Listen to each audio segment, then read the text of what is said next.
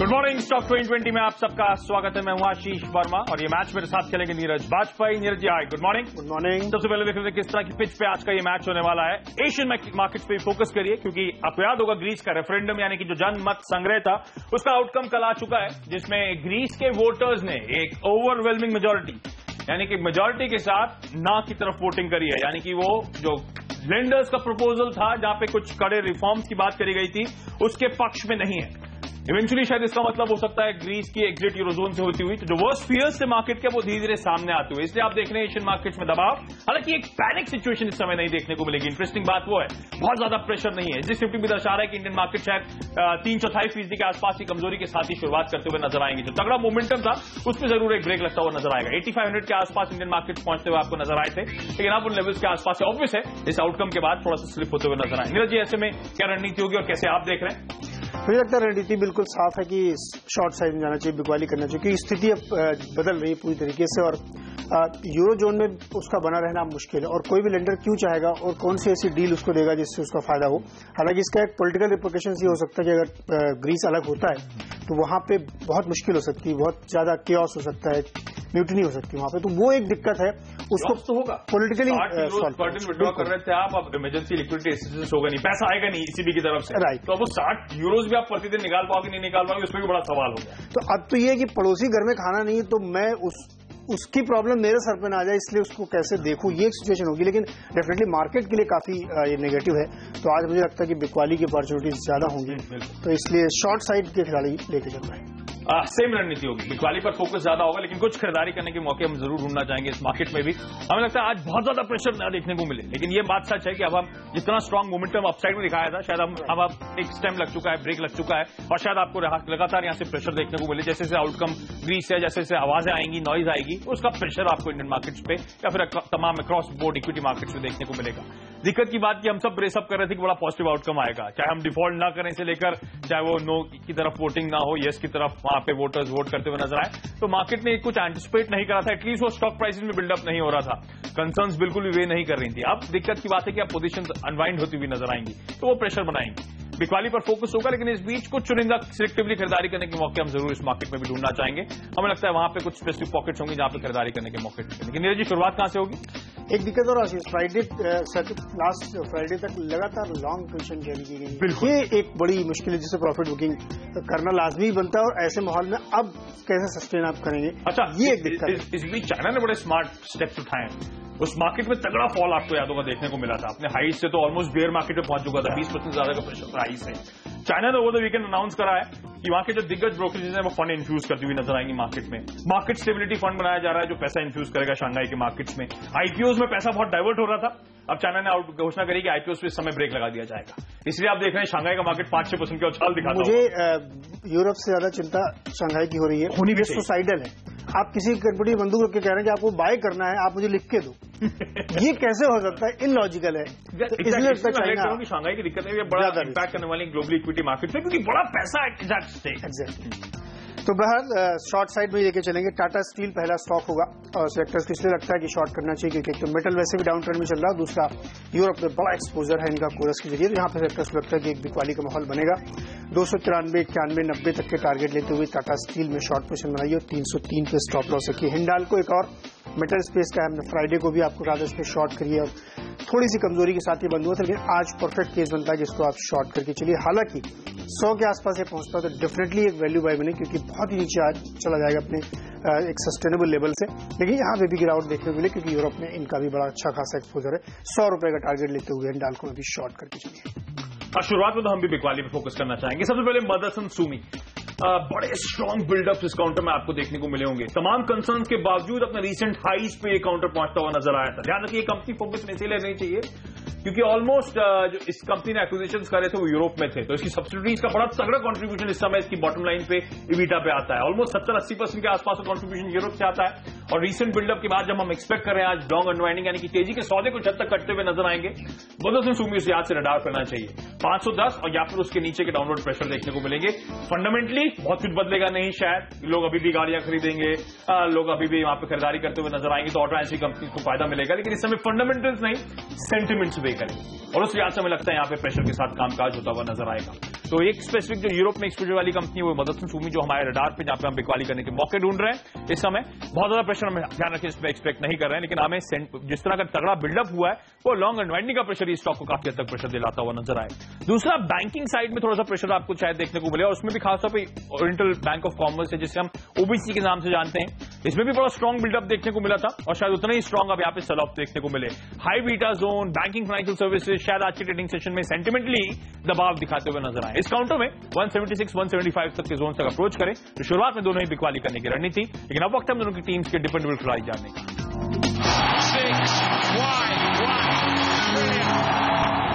Britannia एकमात्र खिलाड़ी होगा टीम में जो हम खरीदारी की सलाह दे रहे हैं। सेलेक्टर्स को लगता है कि बहुत ही स्ट्रांग मोमेंटम इसने दिखाया और देखिए करीब 2800 के आसपास से ट्रेड कर रहा है। रिजल्ट्स के बाद से लगातार इसमें खरीदारी देखने को मिली, बीच में एक छोटा करेक्शन आया था उसके बाद फिर से स्ट्रांग बाइंग देखा। तो अगर ये गैप डाउन खुलता है तो निश्चित तौर पर आपके लिए खरीदारी की अपॉर्चुनिटी होगी। सेलेक्टर्स को लगता है इसको आप पोजिशनल ट्रेड के लिहाज से भी पोर्टफोलियो इन्वेस्टमेंट के लिहाज से भी खरीदारी करनी चाहिए, क्योंकि जिस तरीके की अब डोमेस्टिक कंजम्पशन की थीम भारत में बन रही खासतौर पर यहाँ के स्पेस देखते हुए वो एक सेलेक्टर्स को लगता है कॉन्फिडेंस देती इस स्पेस में, और खासतौर पर ऐसे मौके पे जब थोड़ी सी कमजोरी देखने को मिल रही है मार्केट में वहां पर डिफेंसिव प्लेयर एफएमसीजी प्लेयर में जाइए और वहां पे सेलेक्टर्स को लगता है ब्रिटानिया वेल प्राइज है, सबसे मजबूत यहाँ पे दिख रही है। 2825 का लक्ष्य लेते हुए इसमें खरीदारी करें, 2750 के आसपास स्टॉप लॉस रखें। आशीष फोकस में खरीदारी करने की सलाह हमारी भी डिपेंडेबल में रहेगी और वो कंपनी इस समय है केशोराम इंडस्ट्रीज। बड़ा स्ट्रॉन्ग बिल्डअप इस कंपनी में देखने को मिला था जब कहा जा रहा था अपने एक फ्लैगशिप टायर यूनिट को एक कंपनी बेचती हुई नजर आएगी ताकि इस कंपनी की बुक में जो डेट है उसे रिड्यूस करा जाए। बड़ा हल्ला हुआ था, तमाम दिग्गज प्लेयर्स के नाम सामने आए थे, स्टॉक में बड़ा स्मार्ट उछाल देखने को मिला था, लेकिन वो फाइनली फ्रुक्टिफाई नहीं हुआ। वैल्यूएशन को लेकर मतभेद सामने आया था और उसके बाद स्टॉक में उतनी तीव्र गति से करेक्शन देखने को मिला। इन लेवल्स के आसपास हमारे एक्सपर्ट्स मानते हैं शायद काउंटर अट्रैक्टिव है, इसे अभी भी रडार पर रखें क्योंकि अभी भी खबरें आ रही हैं उस यूनिट को लेकर और अब बड़ी स्ट्रांग खबरें आती हुई कहा जा रहा है जेके टायर अब शायद फ्रंट रनर इमर्ज कर रहा है। जो बिरला टायर्स की कंपनी है या फिर बिरला ग्रुप की जो कंपनी केशोराम इंडस्ट्रीज में उसका जो उत्तराखंड का प्लांट था उसे डिलेवरेज करने की कोशिश, उससे इसके ज्यादा डेट को कम करने की कोशिश कंपनी कर रही थी और अब शायद जेके टायर्स उसको खरीदता हुआ नजर आए। केशोराम इंडस्ट्रीज की दिक्कत सबसे बड़ी इस समय जो 4-4.5 हजार करोड़ रुपए के आसपास का डेट है इस कंपनी की बुक्स पे, अगर ये वाकई डिलीवरेज कर पाते हैं, अगर वाकई इस फ्लैगशिप यूनिट को बेच पाते हैं तो बड़ा इंटरेस्टिंग हो सकता है इस कंपनी के लिए, क्योंकि इसका मतलब आसान शब्दों में डेट कंसिडरेबली इस कंपनी का कम होता हुआ नजर आएगा। कहा जा रहा था इसके ऑपरेशन में वर्किंग कैपिटल को लेकर भी किल्लतें सामने आ रही थी, तो वर्किंग कैपिटल की फ्रंट पे बड़ा ईज ऑफ देखने को मिल सकता है। उस लिहाज से हमें लगता है केशोराम इंडस्ट्रीज खरीदारी करने के मौके ढूंढने चाहिए। फिर से वो खबरें अटकलें तूल पकड़ती हुई, रीसेंट करेक्शन के बाद स्टॉक वैसे भी अट्रैक्टिवली प्राइस है, तो उस रिस्क के लिहाज से, इस रिस्क रिवॉर्ड के लिहाज से अब हमें फेवरेबल नजर आता है और अब शायद वो इवेंचुअली कहा जा रहा है जल्द वो डील फाइनल अनाउंसमेंट आता हुआ नजर आएगा। खरीदारी करके चलें, थोड़ा सा स्टॉप लॉसेस ध्यान रखें, जहां पे भी बाय कर रहे हैं थोड़ा सा गहरे स्टॉप लॉसेस लगाए क्योंकि वॉलेटिलिटी शायद इंडियन मार्केट में और शुरुआती कुछ प्रेशर देखने को मिलेंगे। तो आप चाहें तो इनिशियल ट्रेड को सेटल होने दें, उसके बाद इस पोजीशन का अप्रोच करें तो शायद आपके लिए बेहतर लेवल होगा। अगर शुरुआत में कमजोरी के साथ खुलता है, हमें लगता नहीं आज कमजोरी के साथ खुलेगा, वाकई खुलता है तो लो लेवल्स सेटलमेंट के बाद वो बेहतर अट्रैक्टिव लेवल्स होंगे, तो उस लिहाज से अपने टारगेट्स और स्टॉप लॉस को रियलाइन कर लें। आपकी स्क्रीन पर जो कोड्स आ रहे हैं ये फ्राइडे के क्लोजिंग सेक्शन के हैं, तो हमें लगता है यहाँ पे खरीदारी करने के मौके 86 तक के लेवल्स या 88 तक के लेवल्स तक यहाँ पे अप्रोच करने के मौके ढूंढे जा सकते हैं। छोटा सा ब्रेक, उसके बाद हम उनकी टीम्स के मिडिल ऑर्डर के खिलाड़ियों पर फोकस करेंगे।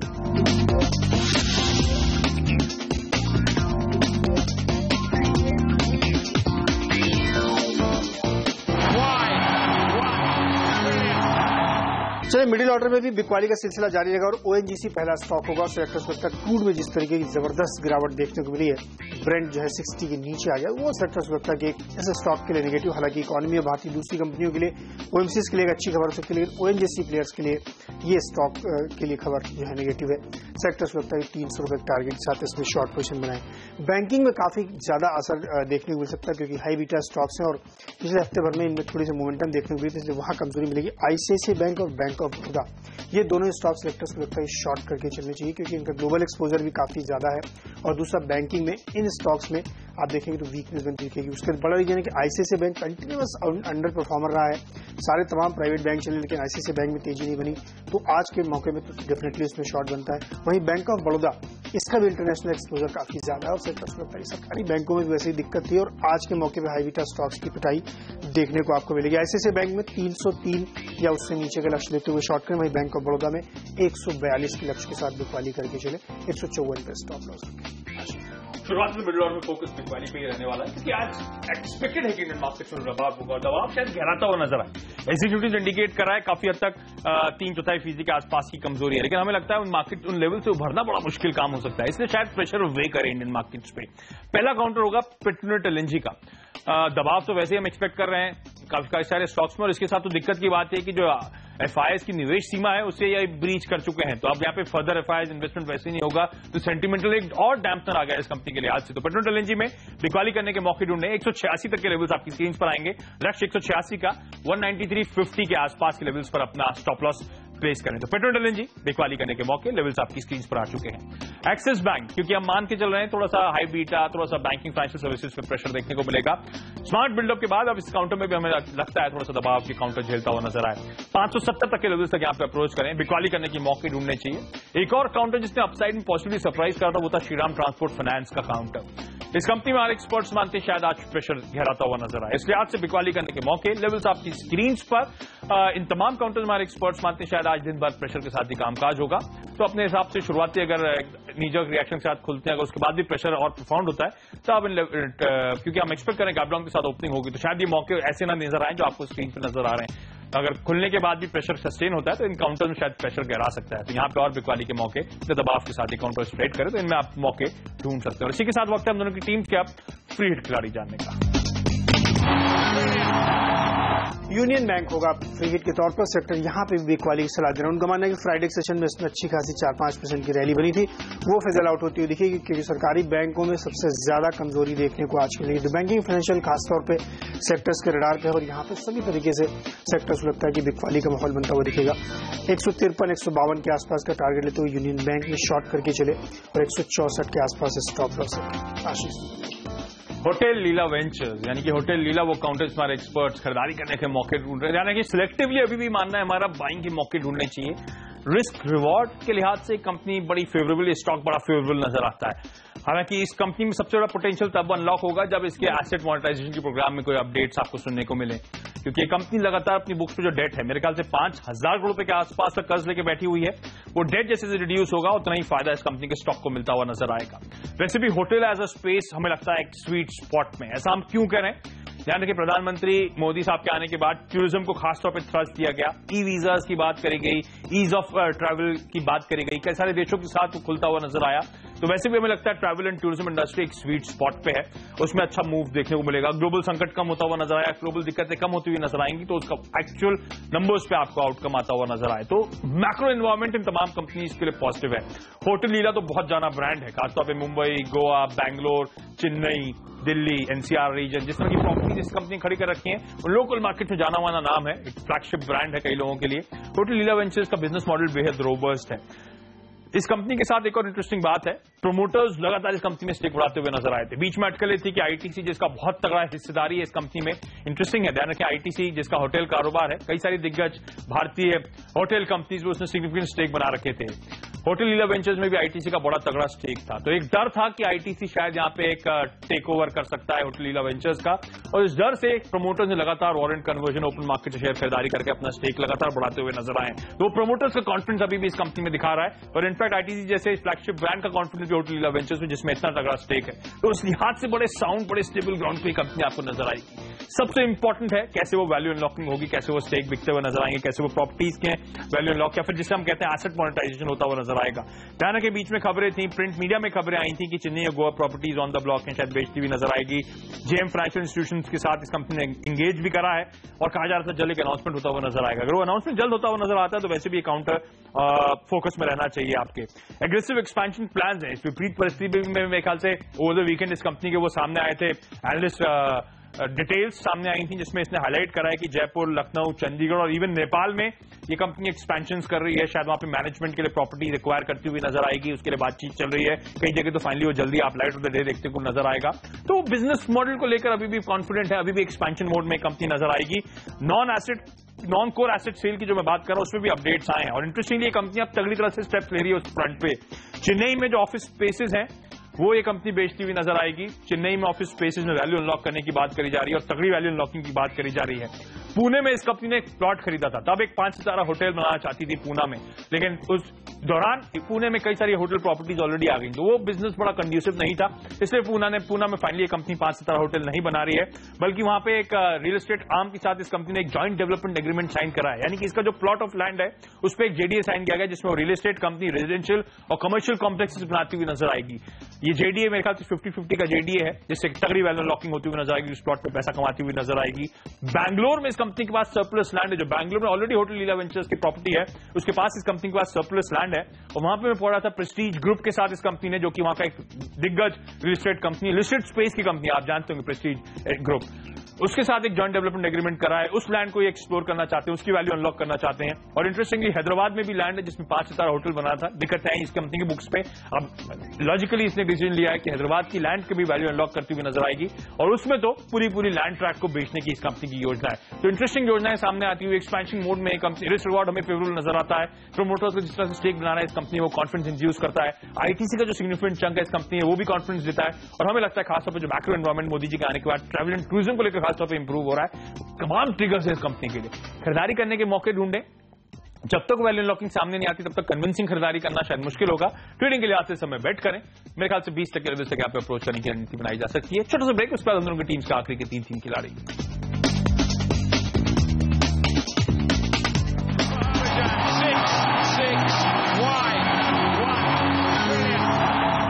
आखिरी 3 खिलाड़ियों में भी बिकवाली का ही रखेंगे और बायोकॉन पहला स्टॉक होगा। सेक्टर्स को लगता है यहाँ पे भी शॉर्ट पोजीशन बनानी चाहिए, इसमें भी अच्छा खासा मोमेंटम देखने को मिला, तो प्रॉफिट बुकिंग नहीं हुई। अगर एफएनओ डेटा देखें तो यहाँ पे काफी ज्यादा लॉन्ग क्रिएट हुए थे लास्ट वीक, वो एक सस्टेनेबल था, लेकिन अब सेक्टर्स लगता है क्योंकि आज कमजोरी है तो यहाँ पे बिकवाली देखने को मिलेगी। खासतौर पर फार्मा कंपनियां, ऐसी कंपनियां जो ग्लोबल मार्केट में ज्यादा डील करेंगी, वहां पे दिक्कत हो सकती है। 465 के लक्ष्य के साथ इसमें बिकवाली करके चले। टाटा मोटर्स सिग्निफिकेंट एक्सपोजर इनका पूरी दुनिया के सभी बाजारों में, और सेक्टर्स को लगता है कि वो एक दिक्कत की बात इनके लिए आराम से हो सकती है, इसलिए सेक्टर्स को लगता है यहाँ शॉर्ट पोजीशन बनानी चाहिए। हालांकि अपने ऊपरी स्तरों से बहुत ज्यादा ये स्टॉक ऑलरेडी करेक्ट हो चुका है, लेकिन अब भी गुंजाइश इसलिए बनती है क्योंकि आगे की विजिबिलिटी नहीं है, ना तो डोमेस्टिक मार्केट दिख रही है और ना ही इंटरनेशनल मार्केट। दूसरे सेक्टर्स को लगता है टाटा मोटर्स में भी प्रेशर देखने को मिलेगा। 425 का यहाँ पे लक्ष्य रखना चाहिए। भारत फोर्ज अगला स्टॉक होगा, सिग्निफिकेंट एक्सपोजर है इनका यूरोपियन मार्केट में, वो भी एक दबाव देखने को मिलेगा। और पिछले कुछ दिनों में आप देखा हो काफी ज्यादा इसमें गिरावट देखने को मिली थी, फिर थोड़ा सा सस्टेन किया, लेकिन अब आज की जो खबरें हैं यूरो जोन वाली, वो इसके लिए और ज्यादा नेगेटिव बनती दिख रही है। तो 1050 के आसपास का लक्ष्य लेते हुए इसमें शॉर्ट पोजीशन बनाए और 1080 के आसपास स्टॉप हो सके। बहुत ज्यादा पैनिक हम नहीं कर रहे, तो हर सेगमेंट में खरीदारी करने की सलाह जरूर है, चेरी पिकिंग करने की कोशिश है। और इस सेगमेंट पे भी हमारे एक्सपर्ट्स मानते हैं खरीदारी करने का मौका होगा अमूल्य लीजिंग का। ध्यान रखिए, कंपनी पहले लीजिंग के नाम से आपको लगेगा कंफ्यूजन, इस कंपनी ने एक्चुअली अपना जो एनबीएफसी स्टेटस है उसे ड्रॉप कर दिया है। 51% के आसपास ऑलमोस्ट स्टेक इस कंपनी ने अपोलो पाइप्स में एक्वायर करा है। अपोलो पाइप्स ध्यान रखिए, irrigation system, CPVC, high density polyethylene, fittings irrigation के लिए, प्लम्बिंग के लिए, वाटर ट्रांसमिशन सिस्टम्स के लिए, उस स्पेसिफिक स्पेस की कंपनी है जिसे इस कंपनी ने एक्वायर करा है। तो अमूल्य लीजिंग अब एनबीएफसी कंपनी नहीं, एक इरिगेशन स्पेस पे थ्रस्ट देने वाली कंपनी है। हमें लगता है ये कंपनी स्ट्रॉन्ग रिजल्ट्स, क्योंकि हम इरिगेशन स्पेस को तो वैसे भी ध्यान रखें, ऑपरेट बुलिश रहे, तो उस स्पेस में हम नई कंपनी ढूंढने की कोशिश करें। अमूल्य लीजिंग उनमें से एक कंपनी है। जिस तरह की सॉफ्ट रॉ मटेरियल की प्राइसेस हैं, जिस तरह की वॉल्यूम ग्रोथ हम एक्सपेक्ट करें, इंप्रूवमेंट देखने को मिलेगा। ये कंपनी, तमाम कंपनीज बेहतर नंबर्स क्लॉक कर सकती हैं, और ये कंपनी अपना नाम चेंज जो है, बिजनेस में ट्रांसफर जो है कहा जा रहा है इस करंट क्वार्टर में, यानी कि Q1 जो FY16 का, उसमें पूरा करती हुई नजर आएगी। तो अब ये अमूल्य लीजिंग से कंपनी आपको अपोलो इरिगेशन सिस्टम्स के नाम से जानी जाएगी, क्योंकि इस कंपनी की फ्यूचर प्रोस्पेक्ट के लिहाज से बेहद इंटरेस्टिंग है। क्योंकि जिस स्पेस में इस कंपनी ने एक्विजिशन करा है, उस स्पेस को लेकर हमारे एक्सपर्ट्स बड़े बुलिश हैं। इरिगेशन में जिस तरह के स्पेंड्स इंप्रूव हो रहे हैं, इरिगेशन की तरह की अनाउंसमेंट जो आ रहे हैं, प्रधानमंत्री की तरफ से नई नई स्कीम्स आ रही हैं, इस कंपनी को भी रडार पर रखें। अच्छा मूव शायद कंपनी डिलीवर कर सकती है, लेवल्स आपकी स्क्रीन पर, लेकिन 2 बिकवाली करने की सलाह पाएंगे। दीवान हाउसिंग फाइनेंस लिमिटेड, जिसे अब हम DHFL के नाम से जानते हैं, इस कंपनी हमारे एक्सपर्ट्स को मानते हैं बिकवाली करने के मौके ढूंढे। वैसे भी जो पोजीशंस क्रिएट हो रही हैं वो इंडिकेट कर रही है कि शायद वीकनेस इस काउंटर में बड़ी प्रोफाउंड हो सकती है, बड़ी गहरी हो सकती है। 402 तक के लेवल तक अप्रोच करें, और एक काउंटर जिसको हम लगातार इंडिकेट कर रहे हैं कि वीकनेस के साथ ही कामकाज कर रहा है, जिस तरह का बिल्टअप वायदा बाजार में हो रहा है, वो इंडिकेट कर रहा है कि इस काउंटर में शायद प्रेशर गहराता हुआ नजर आएगा। टाइम करना मुश्किल है, लेकिन हमें लगता है अपसाइड कैप्ड है, इस कंपनी में अच्छे खासे डाउनवर्ड प्रेशर या फिर मुनाफूजली का दबाव हावी होता हुआ नजर आए। हमारा राजा बैटरीज, हमारा राजा हमारे एक्सपर्ट्स मानते हैं बिकवाली करने के मौके ढूंढे जा सकते हैं। 855 तक के लेवल तक यहाँ पे अप्रोच करें। चलिए, तो हम दोनों की 10-10 की टीम पूरी हो चुकी है। उम्मीद करते हैं आज का ट्रेडिंग सेशन आपके लिए अच्छा रहेगा।